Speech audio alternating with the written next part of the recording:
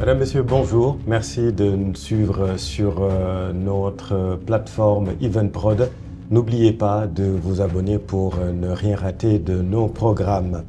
Un invité exceptionnel dans votre émission Grand Témoin, Abdoulaye Diouf Sarr, ancien ministre de la Santé et de l'Action sociale, président du Parti Renaissance républicaine. Bonjour, Monsieur le ministre. Bonjour, Chérif. Merci d'avoir accepté notre invitation. Après les ouragans politiques, les cyclones médiatiques, vous rompez le silence, vous publiez Sans bruit, un livre que vous décrivez comme un devoir de clarté. C'est une autobiographie, vous évoquez votre tendre enfance à Yoff et votre parcours scolaire de Yoff justement à Lyon. Le président Moustapha Niasse, qui a préfacé l'ouvrage, dit de lui qu'il ne caresse ni l'oubli ni le confort intellectuel. C'est une œuvre qui dérange autant qu'elle éclaire. Monsieur le ministre, commençons par ce qui a brûlé les lèvres de tous les Sénégalais, l'affaire des forces fonds Covid-19. Certains vous attendaient à la haute cour de justice.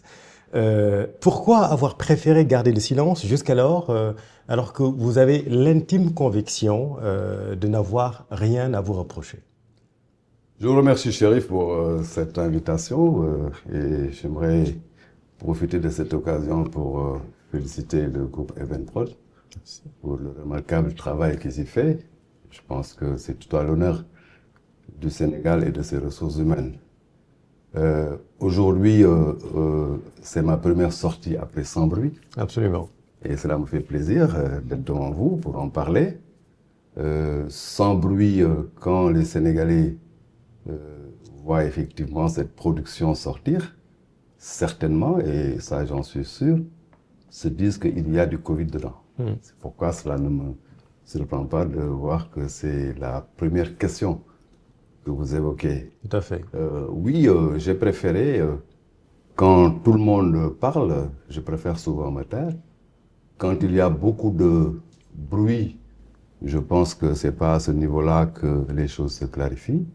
C'est quand le silence s'installe, quand la sérénité est là, que très souvent on écoute les arguments. C'est pourquoi j'ai quand même estimé que dans ce tumulte, il fallait effectivement laisser les choses se dire, étant entendu que seul le temps est le véritable bon juge.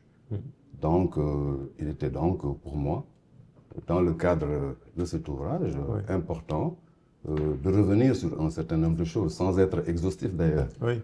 Parce que pour moi, le plus important, c'était de toucher du doigt des questions essentielles qui méritent clarification, de toucher du doigt des questions importantes où on doit tirer des leçons, et le reste maintenant, laisser ça bien entendu donc aux Sénégalaises et aux Sénégalais, parce que, figurez-vous, les Sénégalais savent faire la part des choses. Oui. Effectivement, dans ce livre, il n'y a pas que l'affaire des fonds force Covid-19. Il y a beaucoup d'autres affaires qui ont aussi défrayé la chronique et on va en parler dans le détail. Mais restons sur ce sujet encore une fois. Vous décrivez un moment poignant où, en bon père de famille, vous préparez vos épouses et vos enfants à votre éventuelle arrestation. Vous avez même demandé à votre chauffeur de ne plus mettre la radio, c'est-à-dire la revue de presse que tout le monde écoute le matin, sur le chemin de l'école. Est-ce que ce moment où vous réunissiez votre famille pour tenir ce discours était le moment le plus difficile? Oui, c'était pas un moment évident parce que très souvent, en tant qu'homme public, généralement d'ailleurs je parle, et je le pense, pour le compte de tous les hommes publics et particulièrement les hommes politiques, on n'a pas l'impression, des fois, où on ne mesure pas suffisamment le poids que l'on fait supporter à notre entourage et particulièrement à notre famille. Et dans ce dossier Covid, je l'ai véritablement senti. J'ai senti que je pouvais peut-être comprendre, je pouvais résister, mais derrière, il y a une famille qui était là et qui, bien entendu, suivait tout ce qui se passait ou tout ce qui disait dans le pays. Oui. Et par conséquent, il fallait absolument, en un moment, donc s'arrêter pour mieux les armer, s'arrêter pour mieux les protéger, s'arrêter pour effectivement donc communiquer en interne en famille pour pouvoir les préserver. Oui. Ce moment-là était un moment très, très, très difficile. Et si vous me le permettez, Chérif, je vais même y revenir. Allez-y. Je vais même revenir. Et je disais effectivement, pendant que les spéculations animaient les plateaux et les chaumières, je me suis préparé à toutes les éventualités. Un bon père de famille, par les mesures suivantes. J'ai envoyé un mémo détaillé de présentation du rapport à mon avocat. J'ai réuni mes épouses et mes enfants pour les préparer au combat. J'ai donné à mon entourage politique les arguments qui m'excluaient du champ de la justice dans ce dossier. Et ce point-là que je vais lire est important. J'ai demandé à mon chauffeur d'éteindre la radio pendant la revue de presse en amenant mes enfants à l'école. Oui. C'est important pour moi parce que, en tant que sachant, je pouvais, moi, me défendre psychologiquement, mais je ne pouvais pas mesurer l'impact que tout cela fait sur ma famille et particulièrement les plus jeunes. Oui. C'est pourquoi mon devoir de bon père de famille était naturellement de les protéger. Oui. Vous dites aussi, comment a-t-on pu oublier les sacrifices d'un père de famille qui avait fait don de sa personne au Sénégal en dirigeant les troupes jusqu'à affronter la première dose du vaccin Sinopharm? Ma question, c'est recevoir la première dose, est-ce un sacrifice ou un privilège? Ah, c'est une très bonne question. Très bonne question. En tant que ministre de la Santé et de l'Action sociale, c'était une responsabilité et c'était véritablement le devoir du commandant en chef que face à l'inconnu, parce que fondamentalement, ce vaccin-là n'était pas à ce niveau-là de la riposte éprouvée pour savoir si c'était un vaccin efficace ou non, quelles étaient ses retombées au plan clinique. Mais en tant que responsable de la riposte, mon devoir était véritablement de dire le premier vaccin, c'est moi qui dois le prendre. Oui. En tout cas, je l'ai fait avec responsabilité et je l'ai fait avec énormément de plaisir.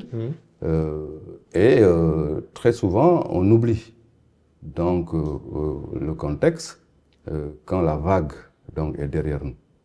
Mais au moment de prendre effectivement ce vaccin, il fallait absolument que celui qui dirige la riposte, et en l'occurrence... C'était un sacrifice alors pour... c'était plus une responsabilité, un devoir. Ouais. Je ne l'aborde pas en termes de sacrifice. Ouais. Parce que quand on fait un don de sa personne au pays, dans un contexte comme ça, on n'aborde pas les choses en sacrifice. On aborde les choses en devoir et en responsabilité. Ouais. Et je l'ai assumé en toute responsabilité et avec énormément de plaisir parce que le Sénégal vaut plus que ça. Oui. Sur la partie maintenant de la gestion financière, parce que c'est là où se trouve le débat, qui avait intérêt à dévier le regard des Sénégalais pour qu'ils ne voient pas que les 1000 milliards de francs CFA n'étaient pas destinés spécifiquement à la lutte contre le virus, mais plutôt à éviter les conséquences économiques de la Covid-19? C'est une question que vous posez. Ça vous a paru bizarre? Du point de vue méthodologique, c'est une interrogation qui, bien sûr, pousse un peu à installer dans la conscience collective une logique dialectique. Parce que on s'interroge, oui. On s'interroge et on laisse le soin aux populations en général, aux Sénégalais, de répondre, ou en tout cas d'essayer de trouver les éléments de réponse. Donc, cette question-là n'est pas destinée effectivement de manière très précise à X ou Y. Oui. C'est vraiment une question dans l'air pour susciter de la réflexion dialectique. Oui, on doit pouvoir se poser cette question. Oui. Parce que fondamentalement, il s'agissait de 1000 milliards destinés à un programme de redressement économique. Et dans le pilier 1 de ce programme de redressement, il y avait naturellement la dimension santé, qui a utilisé 45 milliards sur 1000 milliards. Oui. 45 milliards sur 1000 milliards, c'est important parce qu'il s'agit de deniers publics. Oui. Mais quand on en parle... 4,5%. Voilà. Quand on en parle de la manière dont on l'a présenté aux populations, on peut avoir l'impression que les 1000 milliards étaient destinés à la riposte sanitaire contre le virus, étaient destinés au ministère de la Santé. Alors que ce n'était pas le cas. Oui. Le ministère de la Santé a mobilisé 5% de ces 1000 milliards, à savoir 45 milliards. Donc, j'ai l'impression que quelque part, on a voulu orienter un débat de manière assez pernicieuse. Les 1000 milliards, effectivement, c'était pour gérer les contre-coups socio-économiques de la crise. Mais clairement, je veux poser la question de la façon la plus simple. En termes de faute de gestion, vous n'avez rien à vous reprocher. Mais pas du tout, Chérif. Je l'ai dit et je l'ai redit. Et de ce point de vue d'ailleurs, je félicite les auditeurs de la Cour parce que très souvent on leur fait un mauvais procès sur le rapport, alors que très souvent c'est l'exploitation médiatique et assez politicienne des rapports qui dévie effectivement la compréhension de ces documents qui sont des documents techniques. Dans le rapport de la Cour des comptes, il y a des recommandations d'efficience. Oui. Une recommandation d'efficience, c'est si vous avez effectivement à le refaire, il serait mieux de le faire de cette manière pour être plus optimal. On va revenir sur les recommandations parce qu'il y en a deux qui sont problématiques pour vous notamment, mais sur votre gestion personnelle au niveau du ministère. Tout à fait. Vous dénoncez l'instrumentalisation d'un document technique, en effet, aussi dans le bouquin. Mais dans votre gestion des 50 milliards, des 45 milliards pour être précis, au niveau de votre département, tout a été géré dans les règles de l'art. Bien sûr, financièrement, il n'y a aucun problème. Oui. Je pense que la Cour, d'ailleurs, l'a dit de manière indirecte, parce que des différentes recommandations, bon, c'est des recommandations d'efficience qui ont été effectivement donc abordées, et ces recommandations d'efficience sont extrêmement importantes dans le rapport comme celui de la Cour. Faire mieux la prochaine fois, je pense que ceux qui ont l'habitude de travailler sur des rapports d'audit comprennent bien effectivement donc qu'un audit c'est recommandé pour l'efficience, mais recommandé pour la régularité. Donc au niveau de la gestion financière de ce dossier Covid, le ministère de la Santé n'a véritablement rien à se reprocher du point de vue de la régularité financière. Mais pourquoi vous vous attendez à être arrêté alors si vous n'aviez rien à vous reprocher? Non, je ne m'attendais pas à être arrêté. Ça, oui. Jusqu'à réunir votre famille. Je le regrette. Je ne m'attendais pas à être arrêté. À une éventuelle arrestation jusqu'à réunir votre famille. C'est écrit. Non. Je pense que si vous lisez le livre, bon, parce qu'on n'est pas là pour aussi relire toutes les pages de ce livre, je disais en fait qu'en un moment, il y a eu une exploitation médiatique, juste après la conférence de presse des procureurs, qui faisait en réalité qu'on était en train d'orienter les choses d'une manière assez pernicieuse. Et je dis, et ça je le dis noir sur blanc, qu'en bon père de famille, je dois me préparer à toutes les éventualités. Toutes les éventualités, y compris les éventualités pernicieuses. Autrement dit, ce n'est pas parce que l'on se reproche quoi que ce soit, c'est parce que on est prudent, et quand on est prudent, on travaille dans des hypothèses pessimistes des fois, tenant compte, bien entendu, de toutes les situations qui peuvent arriver. Donc non, j'ai jamais pensé dans ce dossier qu'il pouvait être question de moi, parce que fondamentalement, je fais confiance à la justice de mon pays, et ça je l'ai dit et redit, parce que fondamentalement, dans le rapport technique de la Cour, il n'y a rien qui me concerne, et les Sénégalais qui ont lu les 180 pages le savent très très bien. Donc non, il y avait une sérénité totale à mon niveau, mais en bon père de famille, je devais protéger tout mon environnement et particulièrement ma famille. On va rentrer dans le détail et évoquer ces recommandations. Je rappelle que vous êtes un économiste, vous vous voyez biologiste, mais finalement vous êtes un économiste.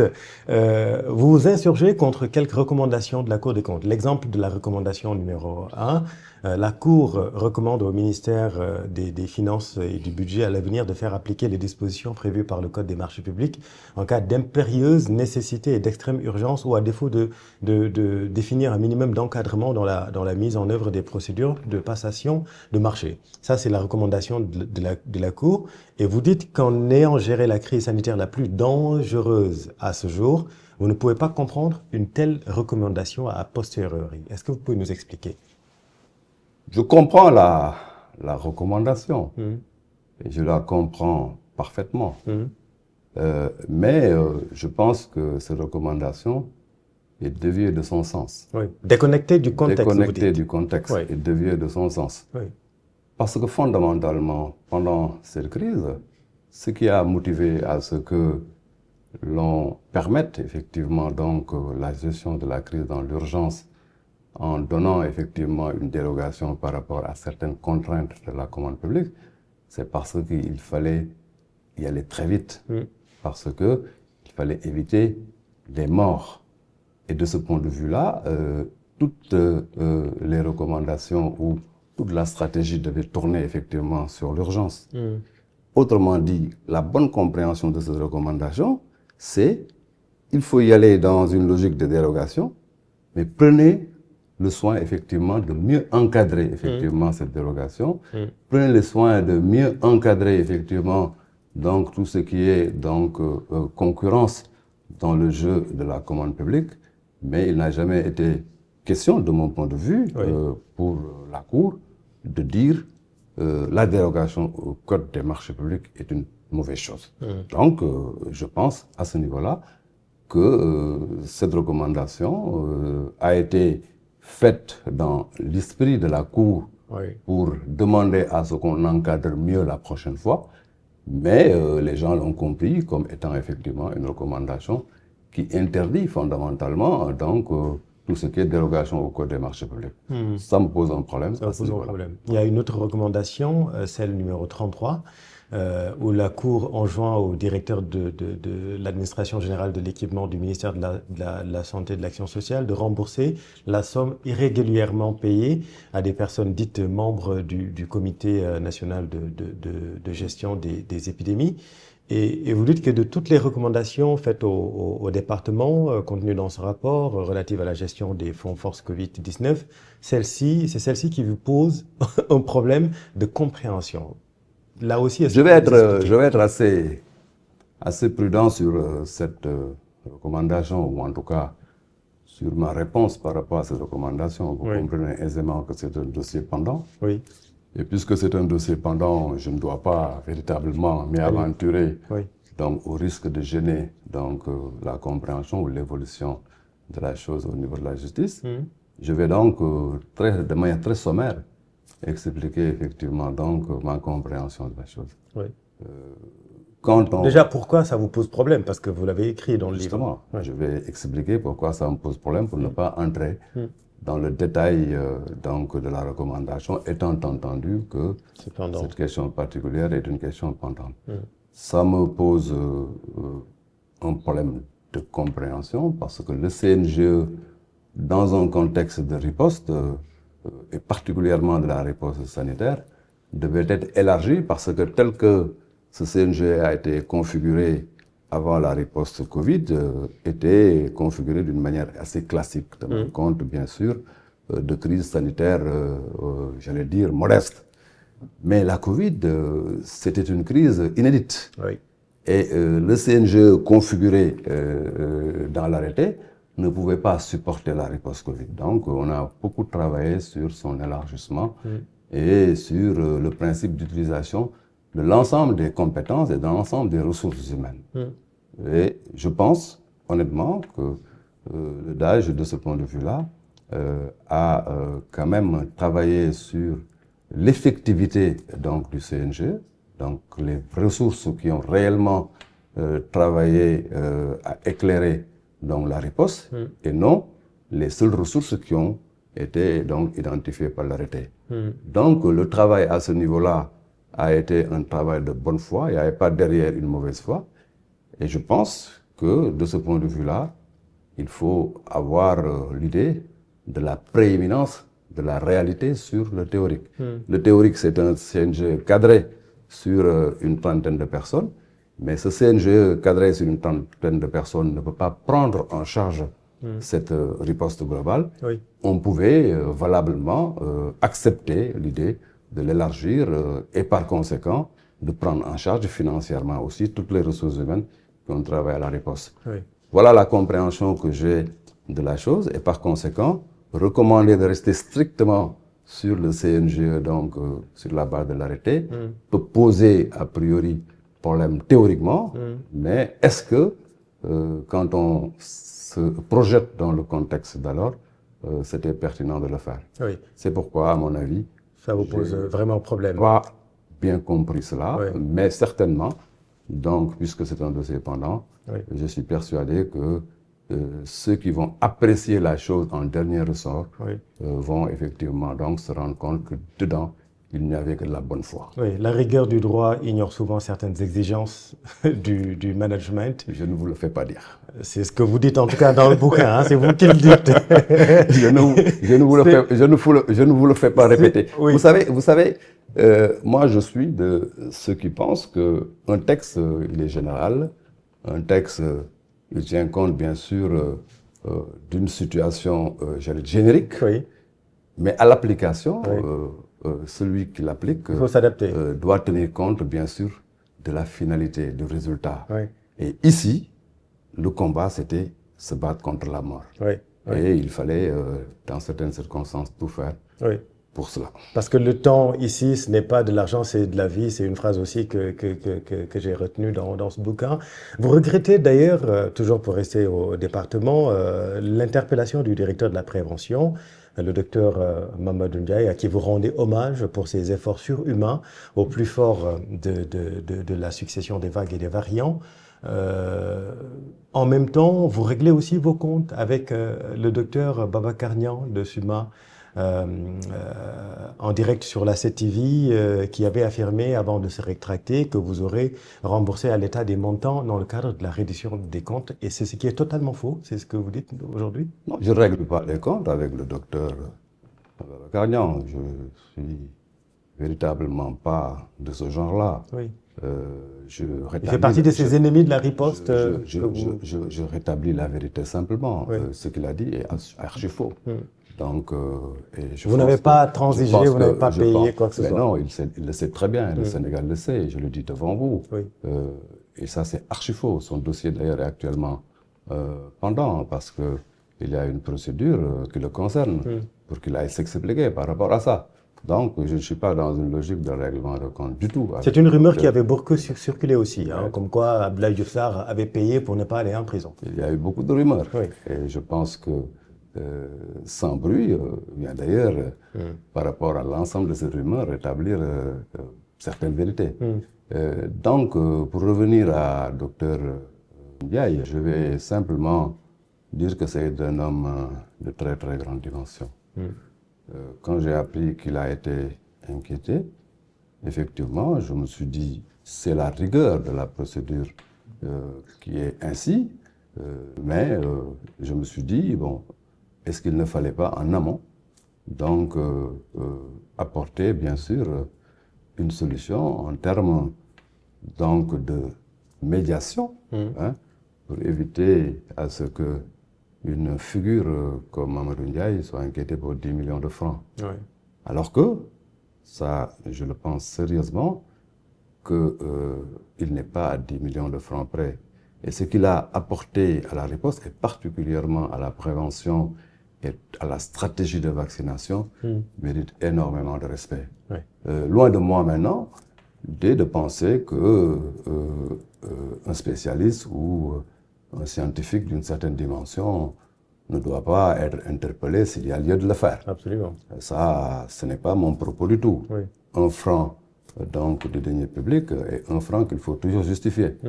Mais je pense quand même que par rapport à certaines personnes, il y a lieu en amont de réguler, il y a lieu en amont de faire des médiations pour y voir plus clair avant de les exposer à la vindicte populaire comme cela. Oui, avant de sortir du secteur de la santé, les syndicalistes également en ont pris, notamment le SAMES.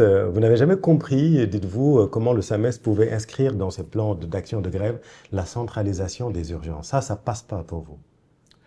Je suis un adepte du syndicalisme vrai. Je suis effectivement moi-même dans l'âme un syndicaliste, parce que dans une autre vie à la SNHLM, j'étais membre de l'UNSAS. Mais à ce niveau-là, je sais aussi que c'est le syndicalisme qui fait bouger les choses. Marx dit dans ses écrits que la lutte des classes est le moteur de l'histoire. Cela veut dire quoi? Que dans la dialectique, il faut de la contradiction. Mais la santé est assez compliquée. Là où j'invite à ce que le SAMES revoie sa stratégie syndicale sur un point, c'est sur la gestion des urgences. Parce que, pour moi, quand la vie est en jeu, il faut absolument donc se mobiliser. Et de ce point de vue-là, si j'avais à demander à l'État du Sénégal, c'est de donner effectivement aux médecins, de manière générale, un statut spécial qui ferait en sorte que le droit de grève soit compensé. C'est-à-dire poser vraiment le débat sur le droit de grève. Poser le débat sur le droit de grève. Et je pense quand même que les médecins peuvent valablement comprendre cela, qu'il y ait un statut spécial qui leur donne une indépendance et une autonomie au niveau financier et au niveau des conditions matérielles pour compenser leur droit de grève.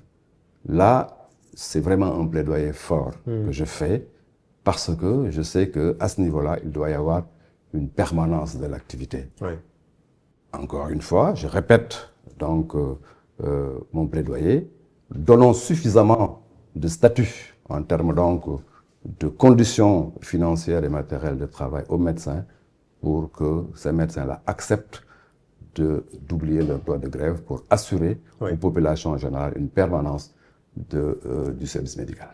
Le tournant décisif dans la gestion de la crise Covid, dites-vous, c'est la validation par le président Macky Sall d'utiliser toute la production nationale d'oxygène pour le traitement des malades dans les CTE. L'oxygène qui est le deuxième poste de dépense dans les structures hospitalières. C'était vraiment le tournant décisif. Est-ce que vous pouvez nous expliquer en quoi c'était un tournant décisif? Oui, c'était un tournant décisif parce que c'était quand même un moment très important de la riposte.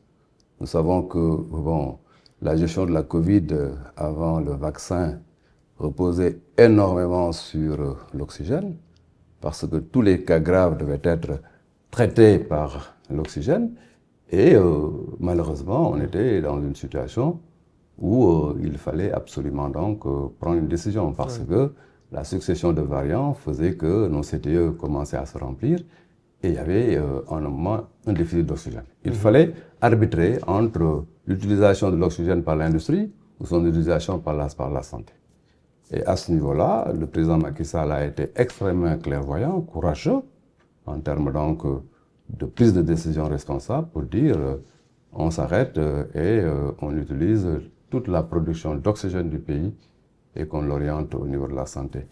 J'ai été à ce niveau-là responsable de cela et la tutelle de certaines structures, la tutelle de fait, me revenait et je travaillais directement avec des structures comme Air Liquide, comme Sengaz, etc. parce que ce sont ces structures-là qui faisaient effectivement l'oxygène.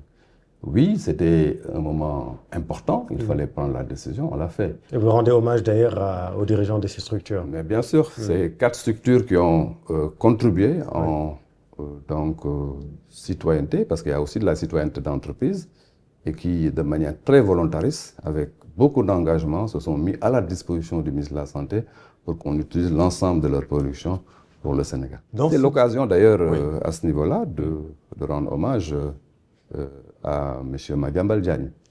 Parce qu'en vérité, il a été quand même un déclencheur de cela, parce qu'un courriel qu'il a reçu d'un patient nous a effectivement donc fait prendre conscience que la chose devenait grave et qu'il fallait très rapidement donc se réunir autour de cette question. C'est une lettre que je reprends dans le livre. Absolument. C'est intéressant de lire ce courriel. Oui, effectivement, c'est une patiente qui a écrit à M. Madiambal Diagne pour qu'il interpelle les autorités, en l'occurrence le président de la République, et que ce dernier vous a instruit de suivre cette piste. Oui, c'était une illustration de la gravité. Une illustration de la gravité de la chose et de l'importance de l'oxygène, même si ce n'est pas spécifiquement ça qui nous a quand même poussé à prendre la mesure. Mais ça a été important de le dire pour quand même noter que la chose était très importante et les patients tenait à ce que cette question de l'oxygène soit réglée. Que vous inspire, puisque vous en parlez, la situation de M. Madiambal Diagne, justement, qui est aujourd'hui en France? Le Sénégal demande son extradition. Que vous inspire cette situation qui, semble-t-il, peu ou prou, créer des incidences diplomatiques entre la France et le Sénégal? Bon, moi, je ne pense pas qu'il puisse y avoir d'incidence diplomatique à ce niveau, hein, parce qu'il faut quand même faire la part des choses. Hein.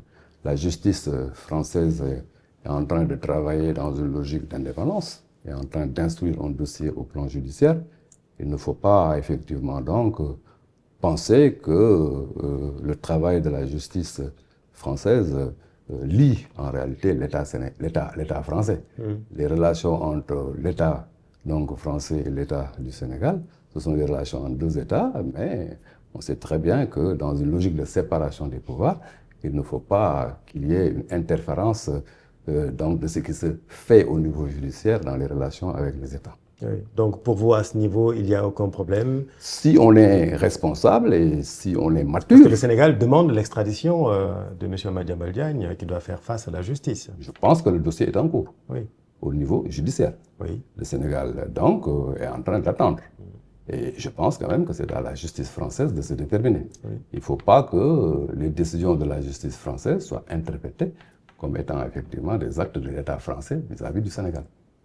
Très bien.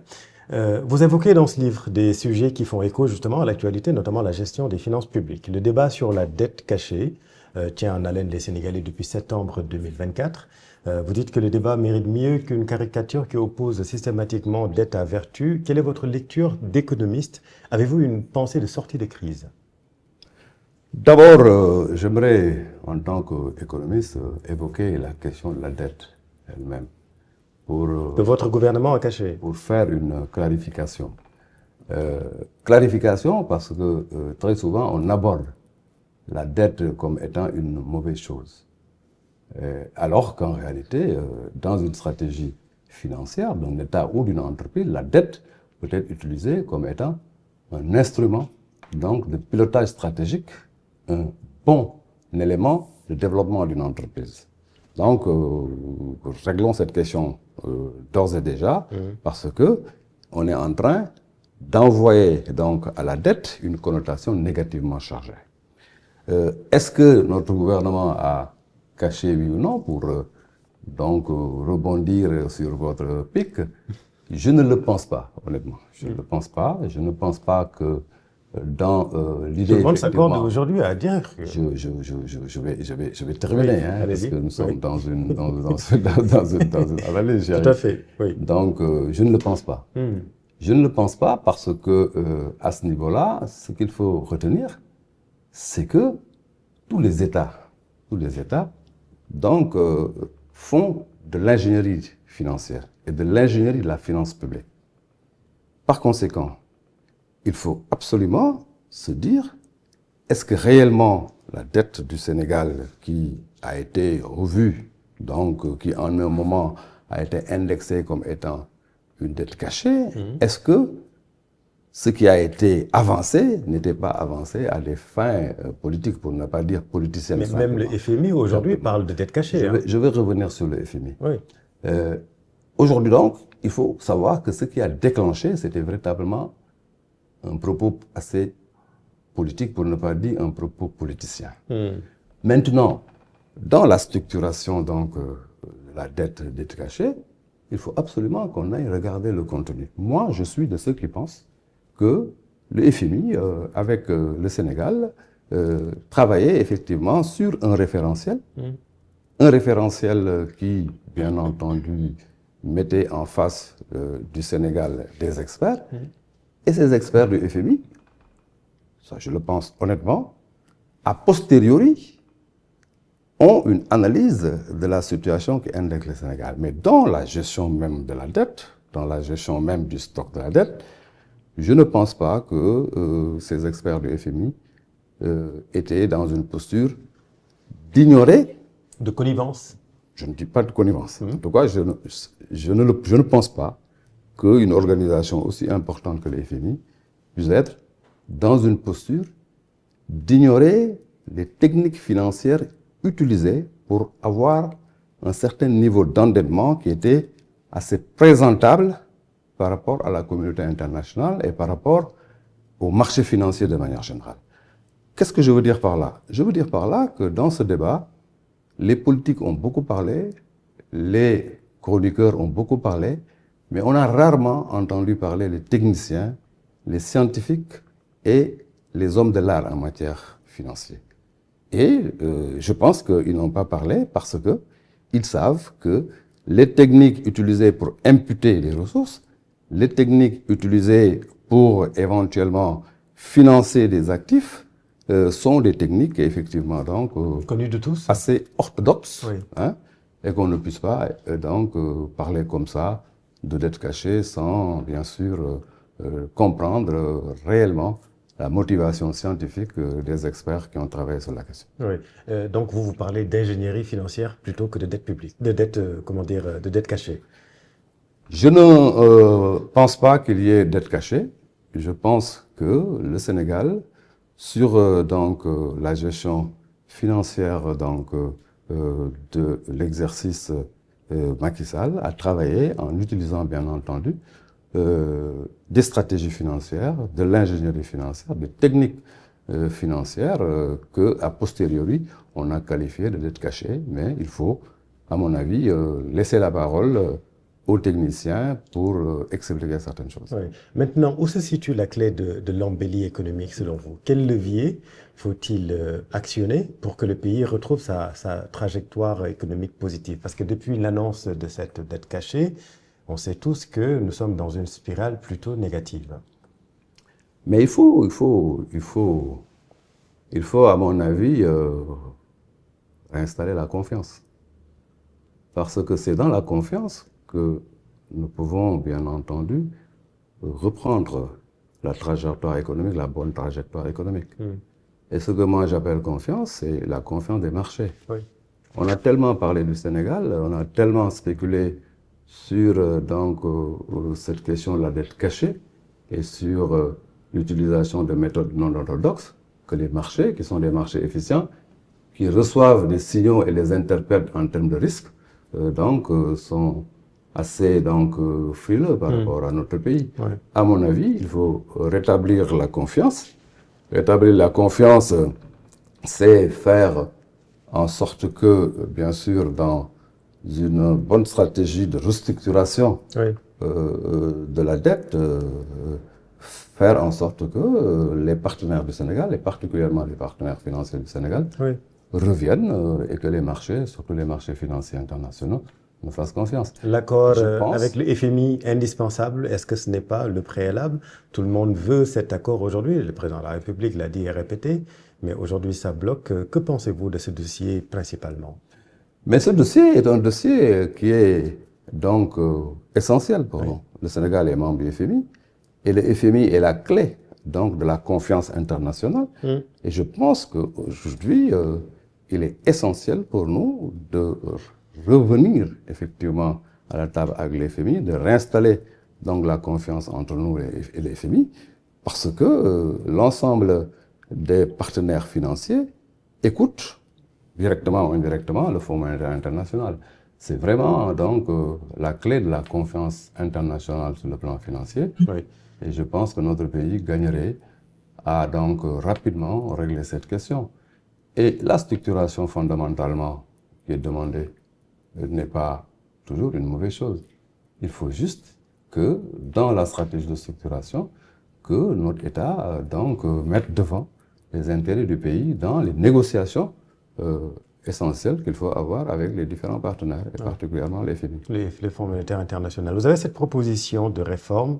Vous proposez de réformer la loi 2012-22 du 27 décembre 2012 sur la transparence pour installer la représentation nationale dans la procédure de validation du rapport de l'État des finances publiques après l'élection d'un nouveau président de la République. Comment cette innovation garantirait une transition économique lucide et fondée selon vous?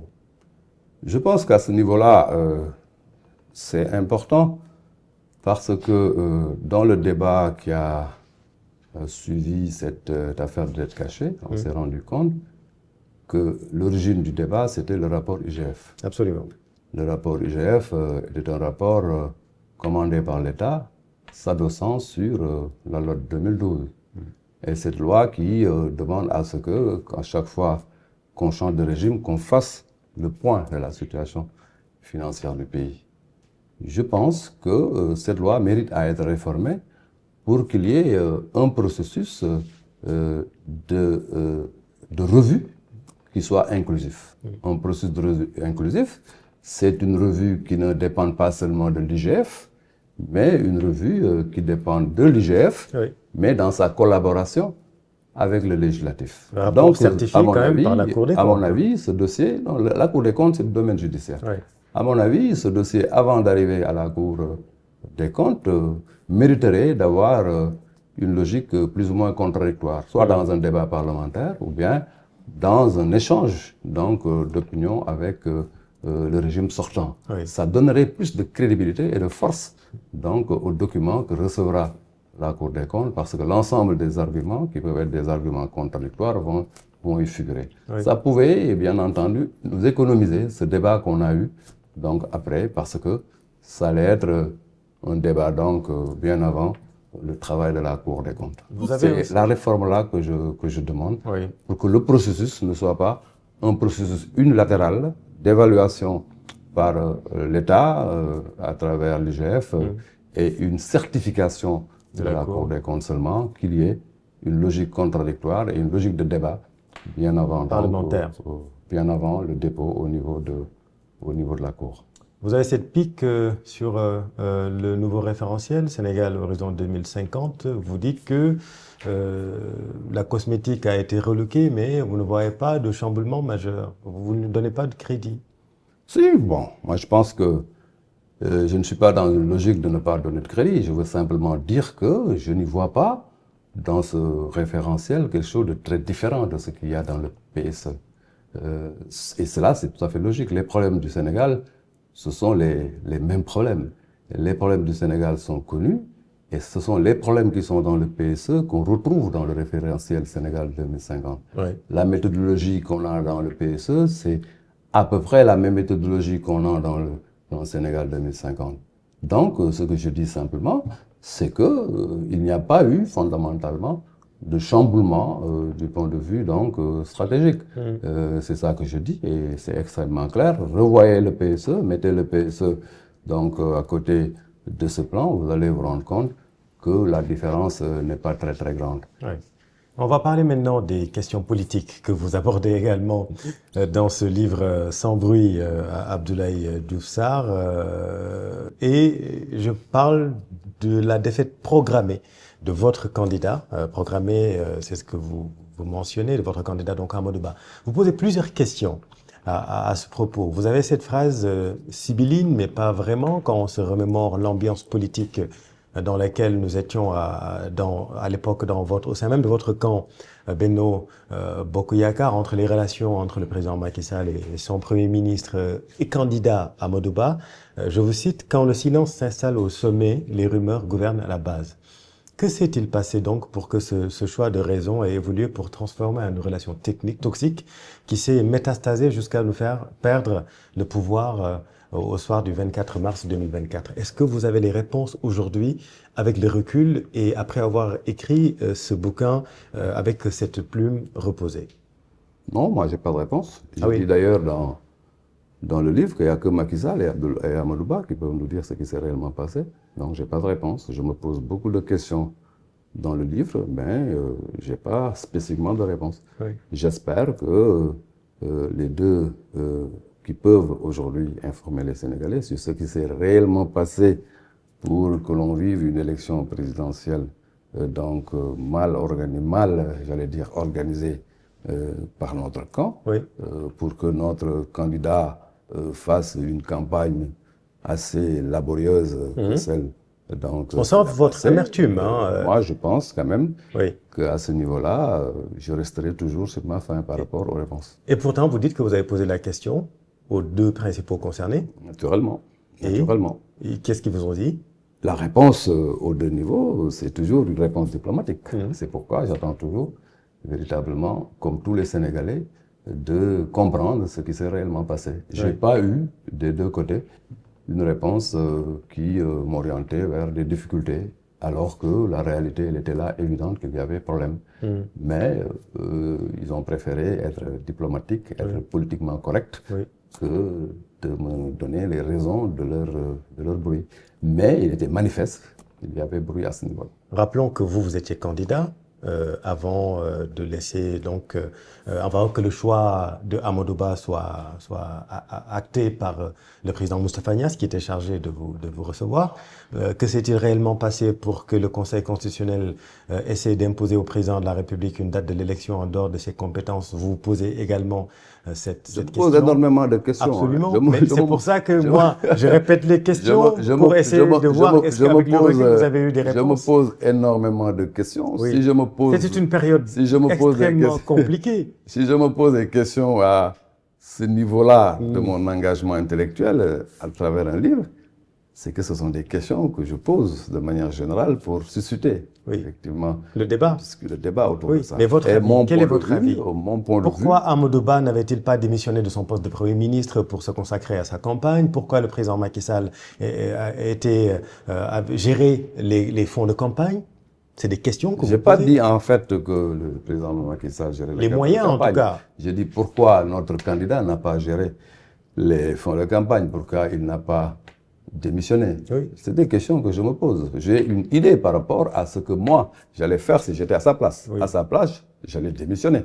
Dès que je suis candidat, pour aller m'occuper de ma campagne. Quitter le gouvernement. Mais bien entendu. Parce que quand on est candidat à une élection présidentielle, on assume, on se libère et on va s'occuper effectivement des Sénégalaises et des Sénégalais. D'autant plus que les ministres proches de Amadou Ba ont tous quitté le gouvernement. Je dis donc, à sa place, c'est ce que j'allais faire. J'allais quitter le gouvernement, aller m'occuper de ma campagne. À sa place, j'allais travailler à avoir une maîtrise sur les moyens de ma campagne. À sa place, j'allais véritablement me rendre plus ou moins autonome pour pouvoir, bien entendu, m'occuper de la stratégie de campagne. Donc, toutes les questions que je me pose et que je pose, ce sont des questions liées effectivement à tout cela, parce que je n'aurais pas fait comme lui si j'étais moi candidat à l'élection présidentielle. Pas d'investiture non plus, ça aussi c'était quelque chose. Et ça a été quand même assez curieux de voir un candidat d'une grande coalition comme Benno Bokk Yakaar qui n'a pas bénéficié d'une investiture de sa coalition. Ça a été assez curieux. Je pense honnêtement que la défaite était donc programmée, elle était inévitable. On ne pouvait pas échapper parce qu'on était très mal organisé. Et je me pose toutes ces questions dans ce livre. Autre surprise également au chapitre politique, Amadou Mame Diop, président de l'Assemblée nationale. Je rappelle qu'à ce moment-là, vous étiez député, vous étiez très malheureux d'ailleurs, parce que cette période-là, vous ne vous retrouvez pas en tant qu'homme politique. En tout cas, ce n'est pas la vision que vous faisiez de l'action politique, et vous le dites dans le bouquin, c'est un passage aussi assez intéressant. C'était une surprise de voir Amadou Mame Diop à la place de Aminata Touré, qui était presque, en tout cas qui avait dirigé la campagne. Ça coulait de source que Aminata Touré allait se retrouver au perchoir. Et surprise générale, Amadou Mame Diop se retrouve président de l'Assemblée nationale. Et vous avez encore une fois cette phrase, pour être précis, vous avez compris que la séparation des pouvoirs pouvait être une grande arnaque. Oui, je pense que c'était quand même une surprise. C'était une surprise. En tout cas, moi, jusqu'à la dernière minute, je ne m'attendais pas à ce que Amadou Mame Diop soit président de l'Assemblée nationale.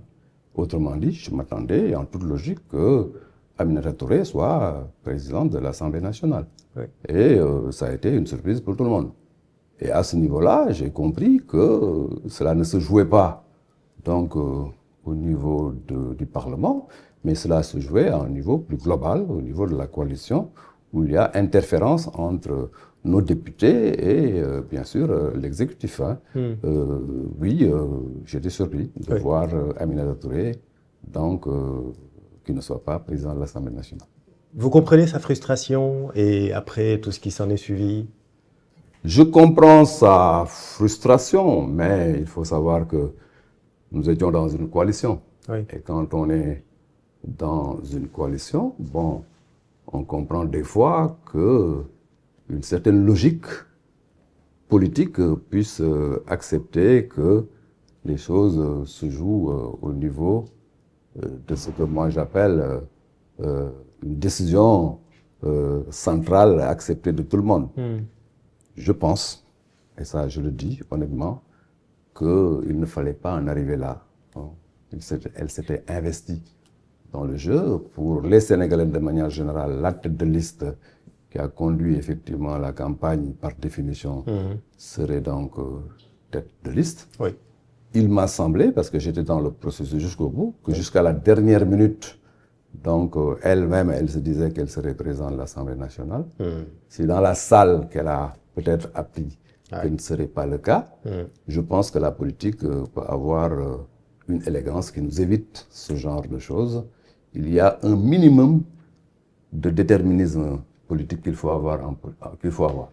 Je pense quand même que laisser les choses en suspens jusqu'à la dernière minute relève d'une politique de duperie. À mon avis, la politique des fois doit quand même convoquer une certaine élégance et une certaine logique par rapport au rapport de force. C'est vrai que c'était violent en voyant Mme Aminata Touré quitter l'hémicycle avec son sac complètement défiguré parce qu'elle avait compris.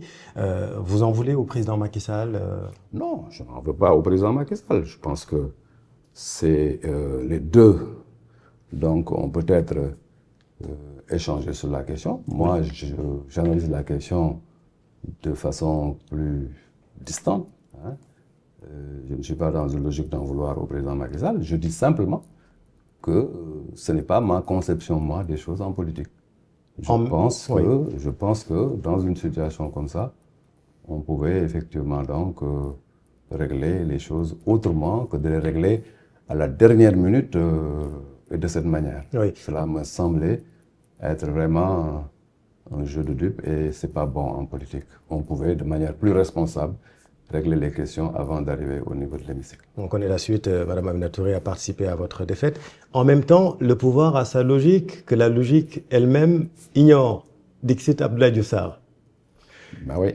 On va poursuivre sur le chapitre politique. Vous avez créé aujourd'hui votre parti, Renaissance républicaine. Ce livre, sont-ils un nouveau départ? On s'achemine vers les locales. Avez-vous des ambitions pour Yoff? On va en parler de Yoff, mais aussi pour la ville de Dakar, parce qu'il y a une profession de foi qui a été republiée dans ce bouquin. J'ai créé effectivement Renaissance républicaine, qui est un parti majeur, qui aujourd'hui est en train de travailler à sa massification, qui se développe, qui a reçu son récépissé. Et je pense que sur des questions de choix stratégiques, je préfère laisser le soin au parti, dans le cadre de sa prochaine séance en congrès, ou dans le cadre de sa réunion du bureau stratégique, définir et réfléchir sur ces questions de choix par rapport aux élections futures. Mais ce que je peux vous dire, c'est que Renaissance républicaine sera un parti présent, présent au niveau des échéances à venir. Oui. Donc la ville de Dakar, pourquoi pas?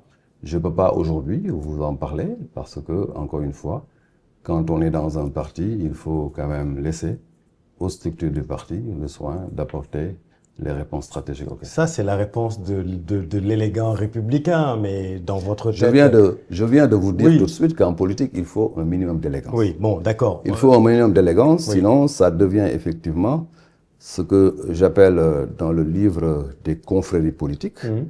Et dans une confrérie politique, celui qui dit et qui dicte tout et qui décide de tout, c'est le chef du parti. Nous, on ne crée pas une confrérie politique, on a créé un parti politique. Oui.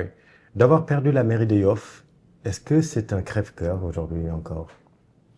Non, mais moi je suis un démocrate, je suis un homme politique conscient que ce sont les populations qui décident. Les populations de Yoff ont décidé donc en 2022 de mettre mon jeune frère Seydina Issa Laye à la tête de la mairie de Yoff. Ça a été un choix.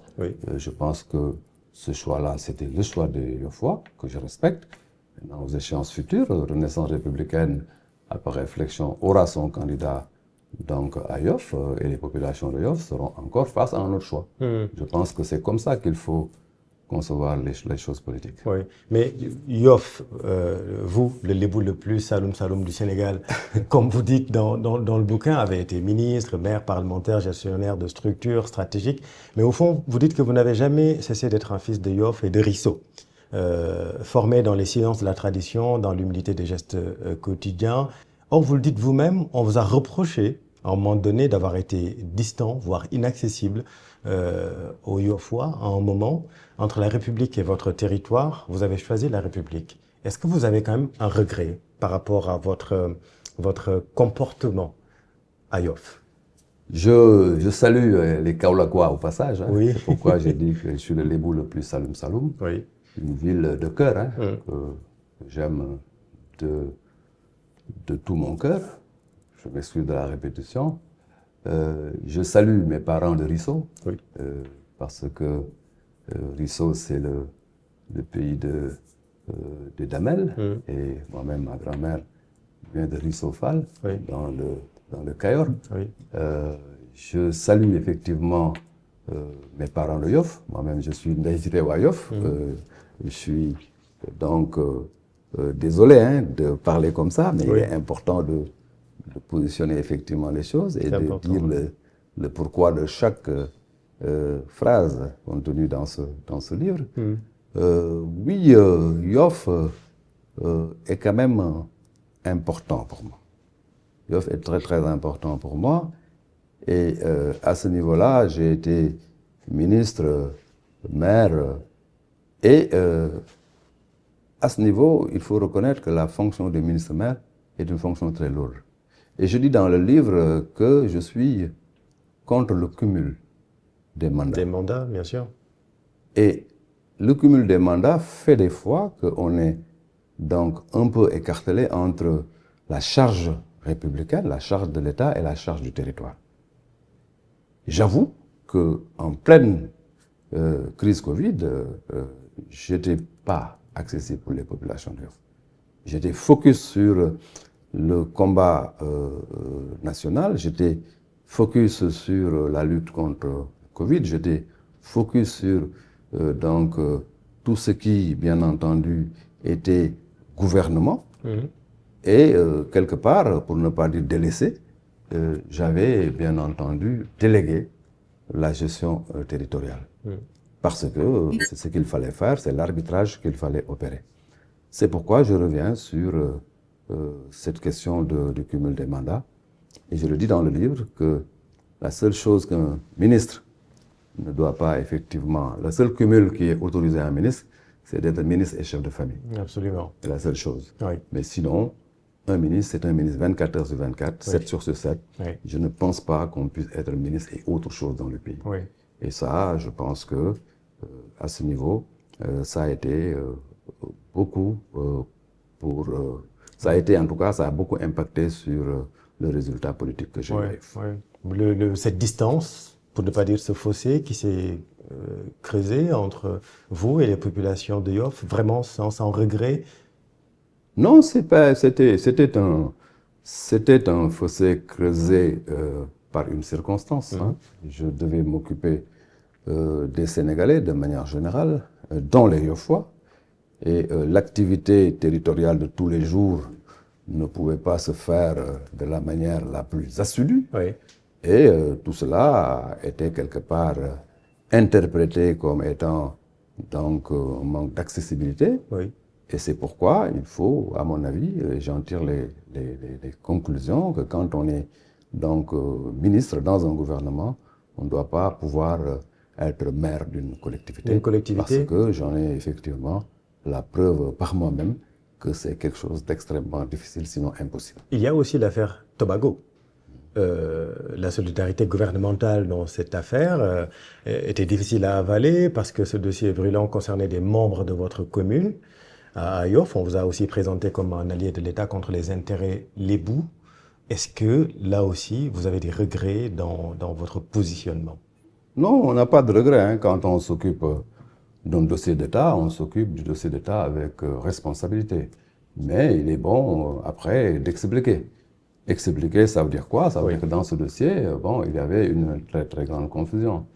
J'étais ministre du Tourisme et des Transports aériens. Absolument. Et donc, sur ce dossier, l'assiette de l'aéroport qui était sous ma tutelle était concernée. Et après avoir alerté, il s'est suivi tout ce qui s'est passé par la suite.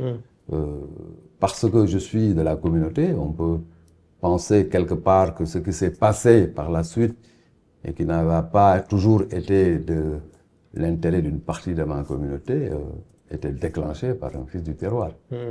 C'est à ce niveau-là que je dis, des fois, on est dans ce que moi j'appelle cette solitude-là. On n'a pas donc possibilité de dire, parce qu'on a une charge d'État, de dire à sa communauté non, c'est comme ça que ça s'est passé.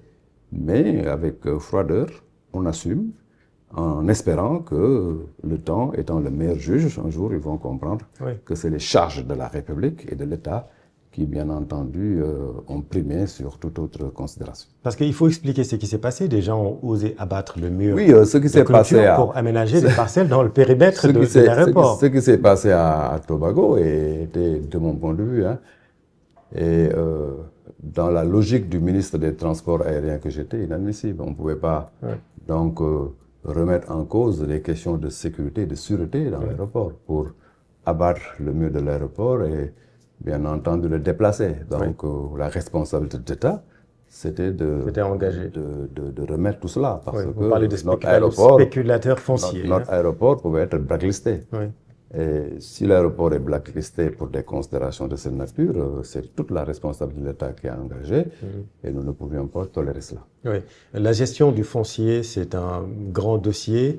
D'une certaine manière, en parlant de spéculateurs fonciers, vous apportez de l'eau au moulin du nouveau gouvernement qui aussi a pris les dossiers concernant le foncier à bras-le-corps. À quel point ces dossiers sont problématiques? On vient de parler de l'affaire de Cité Tobago. Votre expérience, qu'est-ce que vous pouvez nous dire sur ce sujet? Ben, le sujet du foncier est un sujet assez problématique. Je pense que l'État, en son temps, avait confié au professeur Souran le soin de faire un rapport sur la question. Et ça ne concerne pas Dakar seulement, ça concerne le pays de manière générale. Et je pense que l'État doit, à ce niveau-là, être extrêmement prudent. Parce que très souvent, ce sont des intérêts, et surtout des intérêts autochtones qui sont remis en cause. S'il faut les remettre en cause, il faut les remettre en cause sur des considérations justes. Le nouveau gouvernement a pris des décisions courageuses. Ce que j'appelle considération juste, c'est faire en sorte que les populations qui sont effectivement autochtones ne soient pas effectivement donc lésées dans leurs droits. Et ça, je pense quand même qu'il faut y veiller parce que c'est véritablement une bombe. Le foncier, c'est une bombe. Absolument. Il faut l'aborder avec beaucoup de délicatesse parce que ça fait partie des dossiers les plus délicats. On va presque terminer, mais j'aimerais évoquer 2 à 3 sujets encore qui avaient défrayé la chronique. En tant que ministre du Tourisme et des Transports aériens en 2014, pour relancer le tourisme, vous êtes à l'origine de la proposition de supprimer le visa, qui n'avait pas fait l'unanimité, dites-vous, en Conseil des ministres. Le nouveau gouvernement envisage de réinstaurer la réciprocité des visas. Quel est votre avis? D'abord, mon avis au moment de supprimer le visa. Nous étions effectivement dans un contexte Sénégal post-Ebola. Le tourisme de notre pays avait énormément de difficultés. Il y avait effectivement besoin de prendre des mesures pour attirer les touristes au Sénégal.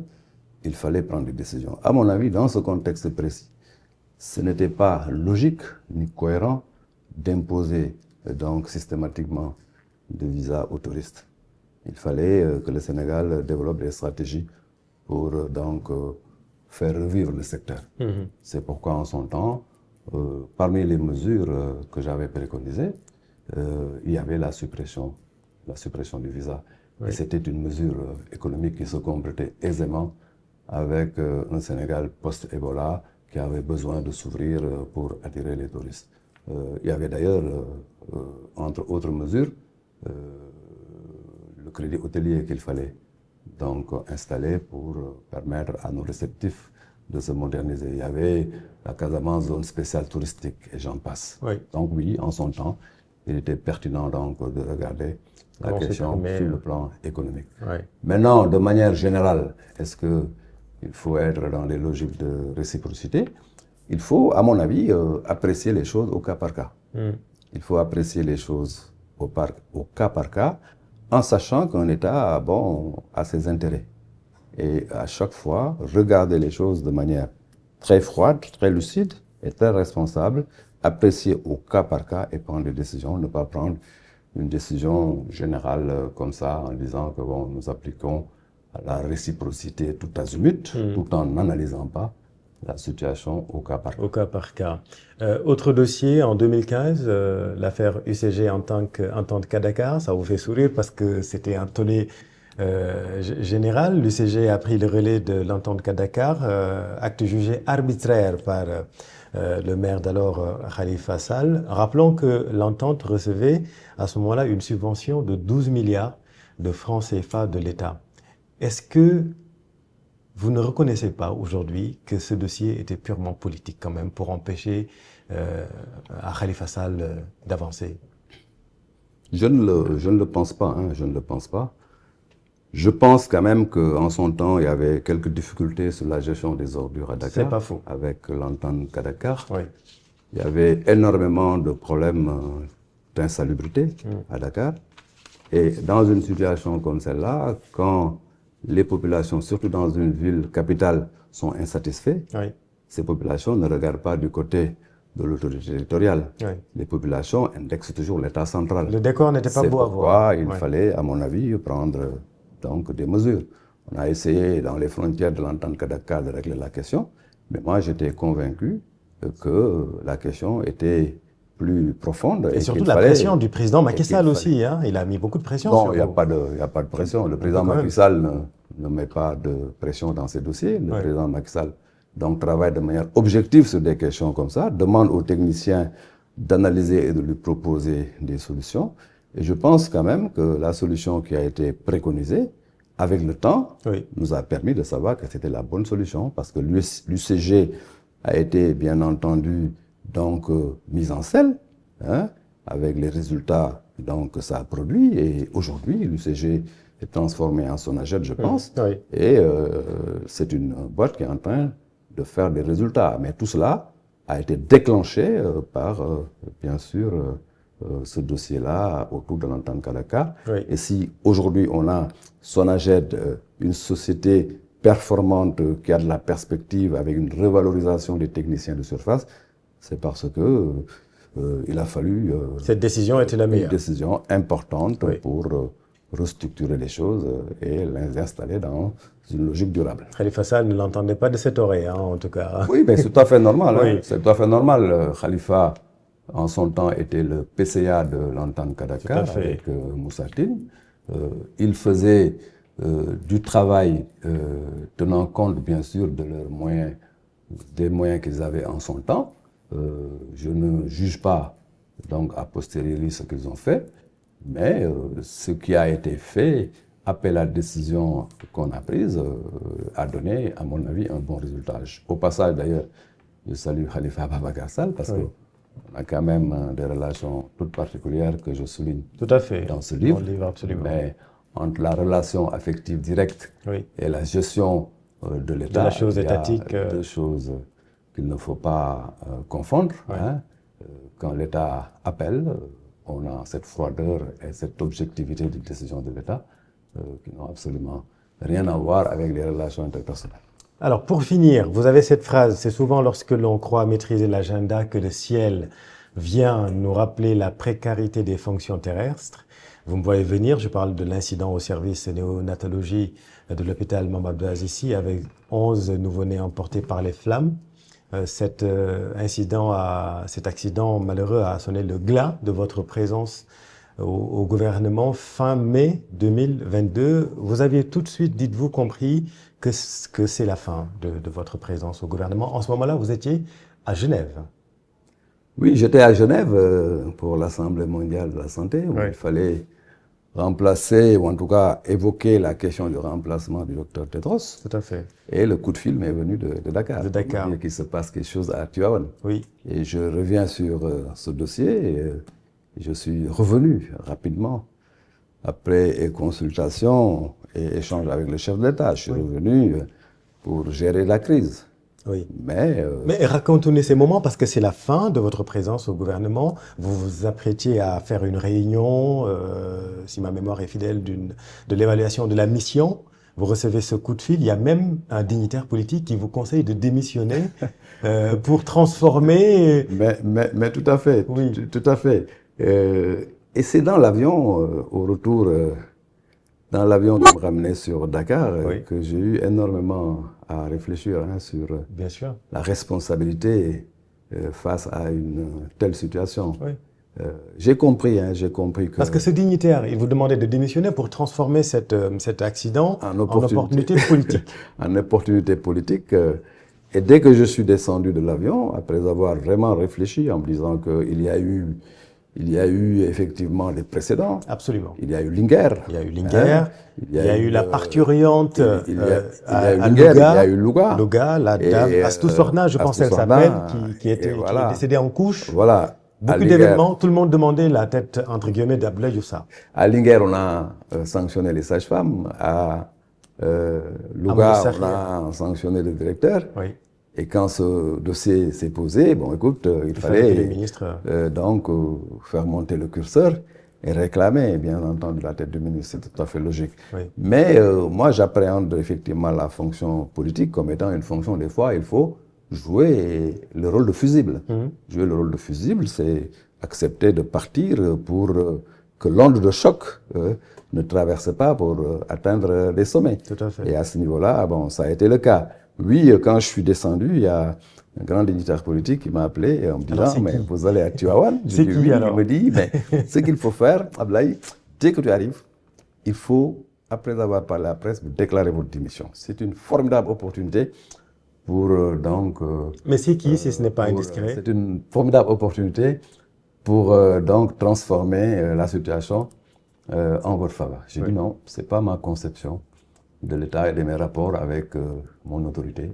Je lui laisse l'initiative parce que c'est cette initiative qu'il prend qui va le grandir. Et je remercie au passage le président Macky Sall parce qu'il a eu l'élégance même de m'associer donc au processus du choix de mon remplaçant en me disant, mais Ablaye, ne t'en faites pas. Je vais d'ailleurs prendre quelqu'un de votre équipe pour ne pas donner l'impression que c'est une sanction. Il pouvait ne pas le faire, mais il l'a fait. Vous ne direz pas, c'est le nom du dignitaire? Non, si je devais le dire, je le dirais dans le livre. Dans le livre, oui. Vous avez accepté donc d'être sacrifié sur l'autel de l'apaisement de l'opinion. Ce choix, bien qu'injuste au fond, dites-vous, s'inscrivait dans une logique d'équilibre politique face à une opinion survoltée. Est-ce à dire que c'est un sentiment d'injustice qui prédomine aujourd'hui? Bon, un sentiment d'injustice, non, je ne le pense pas. J'ai toujours considéré, et je le dis dans le livre, que ce que je fais dans la gestion de la gouvernance, je le fais comme missionnaire. Pour moi, c'était effectivement la fin d'une mission. Mais a posteriori, je suis dans une analyse. Je dis quelque part que le fusible est un fusible. Il fallait absolument donc que le ministre parte pour abaisser la tension.